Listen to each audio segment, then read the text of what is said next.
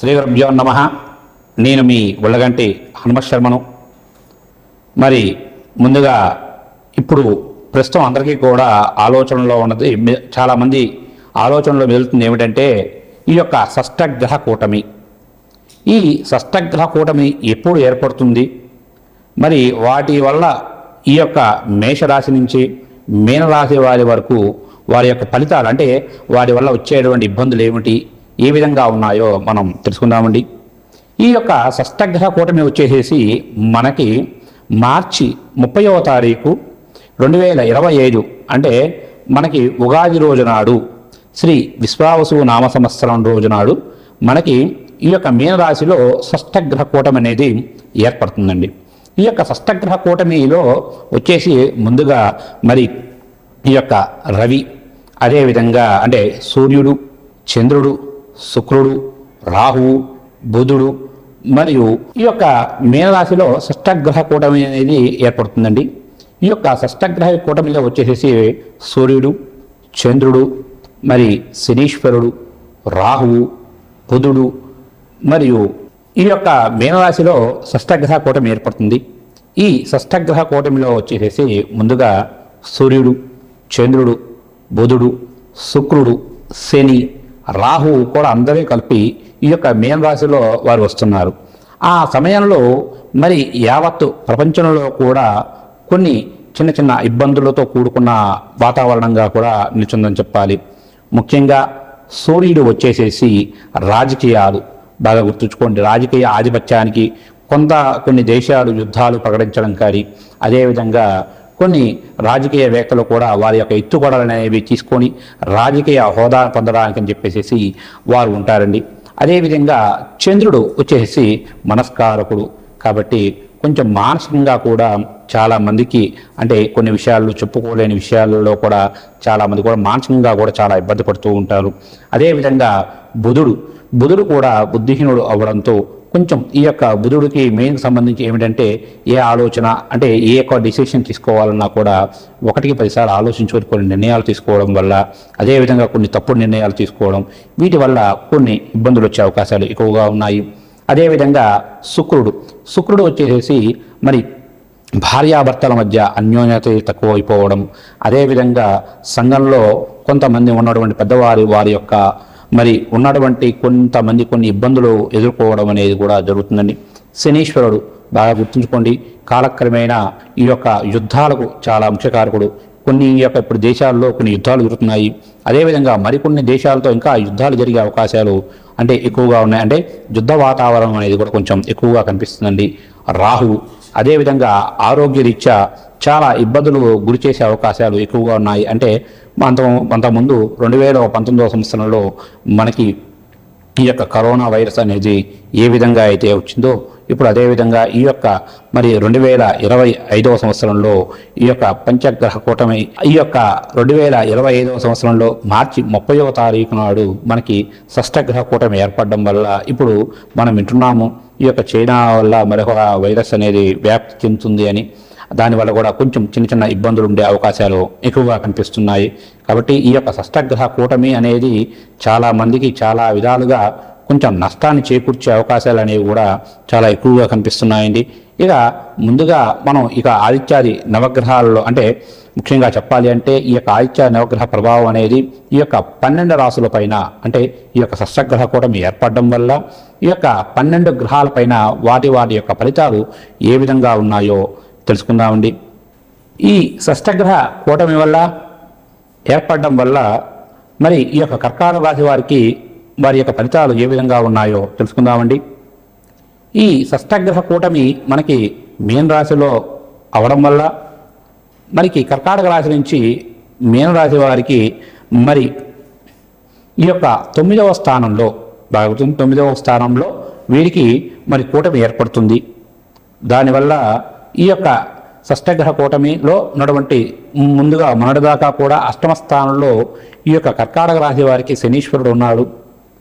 ఈ 30వ తారీఖు, అంటే మార్చి 30వ తారీఖు నాడు షష్టగ్రహ కూటమిలో ఈ యొక్క శనీశ్వరుడు కూడా కుంభరాశి నుంచి మీనరాశి వారికిలోకి వెళ్ళాడు. కాబట్టి ఈ యొక్క సమయం అనేది కర్కాటక రాశి వారికి చాలా మంచిదండి.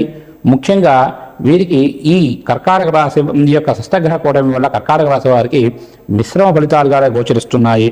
ముఖ్యంగా ఆదాయానికి ఎటువంటి ఇబ్బంది ఉండదు, ధనలాభం ఉంటుంది. అదేవిధంగా వీరికి అష్టమ స్థానం మనోదాకారం ఉంటే అష్టమ స్థానంలో శనీశ్వరుడి బాధలు అనేవి నెమ్మదిగా తగ్గిపోయాయి. గత 2.5 సంవత్సరాల నుంచి పడుతున్నటువంటి ఈ యొక్క కర్కాటక రాశి వారి యొక్క బాధలన్నీ కూడా నెమ్మదిగా కూడా పోతాయి. అదేవిధంగా వీరికి ఈ ఈ ఈ యొక్క అష్టగ్రహ కూటమి వల్ల వీరికి ఈ పట్టిందల్లా ఈ యొక్క సారి పట్టిందల్లా బంగారంగానే ఉంటుంది. ఏ పని తలపెట్టినా కూడా అంతా మంచే జరుగుతుంది. కాబట్టి మీ మాటకు ఎదురు ఉండదు.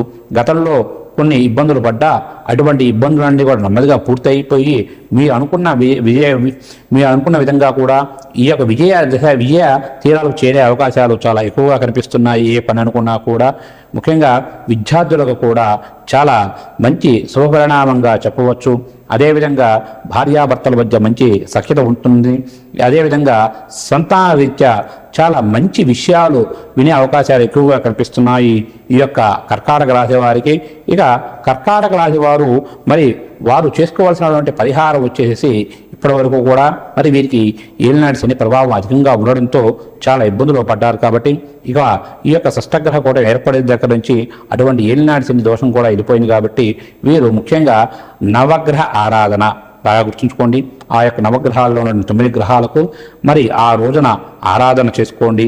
అదేవిధంగా గృహంలో గణపతి హోమము, సుబ్రహ్మణ్య స్వామి హోమం, అదేవిధంగా నవగ్రహ హోమం బాగా గుర్తుంచుకోండి.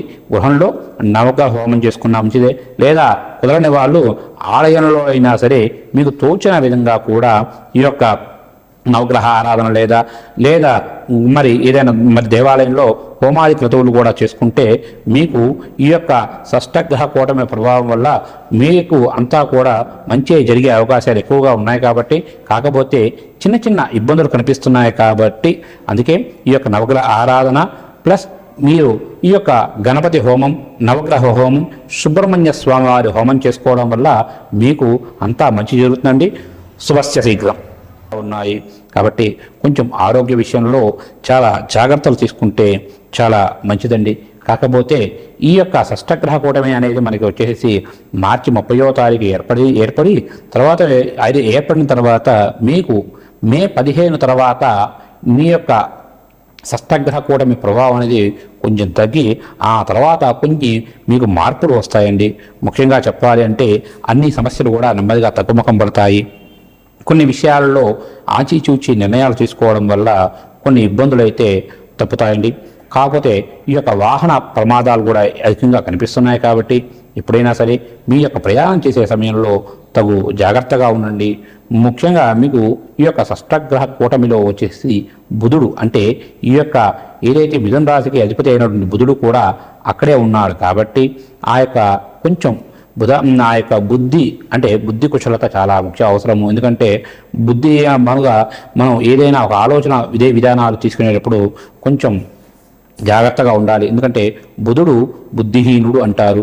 కాకపోతే కొన్ని విషయాల్లో కొంచెం మనం ఏ నిర్ణయం తీసుకున్నా కూడా అంటే పక్క వ్యక్తుల ద్వారా కొన్ని నిర్ణయాలు తీసుకునే అవకాశాలు ఉంటాయి. అంటే మనం ఎప్పుడు కూడా పక్క వ్యక్తి తీసుకున్న నిర్ణయాన్ని బట్టి మన నిర్ణయం తీసుకుందాము అనే ఒక ఆలోచన ఎక్కువగా ఉంటుంది. కాబట్టి అటువంటి ఆలోచనలను మానివేసేసి నెమ్మదిగా మీ స్వతహాగా మీరు తీసుకునే ఆలోచనలోనే మీరు తీసుకునే నిర్ణయం వల్ల మీకు అంతా మంచి జరుగుతుందండి.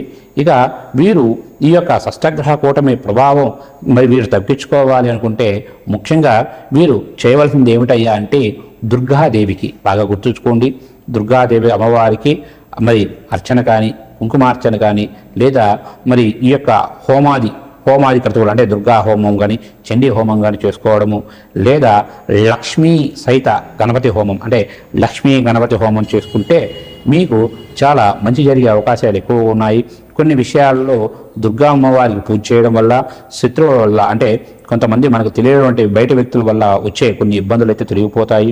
అదేవిధంగా లక్ష్మీ గణపతికి హోమం చేయడం వల్ల ఈ యొక్క ఏదైతే మనకి ముఖ్యంగా చెప్పాలంటే కొన్ని మనం అనుకున్న పనులు ఏవైతే కావో అటువంటి పనులన్నిటికీ కూడా ఆదో పూజో గణాధిప అన్నారు. మనం ఏ కార్యం తలపెట్టినా కూడా ముందుగా గణపతికి పూజ చేసుకొని ప్రారంభిస్తే అటువంటి కార్యాలన్నీ కూడా నిర్విఘ్నంగా ఎటువంటి ఆటంకాలు లేకుండా పూర్తవుతాయి. కాబట్టి మీరు అనుకున్న పనులు సకాలంలో పూర్తవ్వాలి అంటే తప్పక లక్ష్మీ గణపతి హోమం చేసుకోండి. అదేవిధంగా కొంతమంది బయట వ్యక్తుల వల్ల మనకి తెలియనటువంటి కొంతమంది వల్ల వచ్చే ఇబ్బందులన్నీ తొలగిపోవాలంటే తప్పగా ఆ యొక్క దుర్గామ్మవారికి హోమం చేసుకొని మీకు చేతనైనంత వరకుగా కూడా అమ్మవారికి పూజాది కార్యక్రమాలు చేసుకుంటే, అదేవిధంగా గణపతికి కూడా చేసుకుంటే మీకు ఈ యొక్క షష్టగ్రహ కూటమి ప్రభావం అనేది కొంచెం తగ్గి మీకు మే 15 తర్వాత మీకు అంతా కూడా మంచి జరుగుతుంది. శుభస్య శీఘ్రం.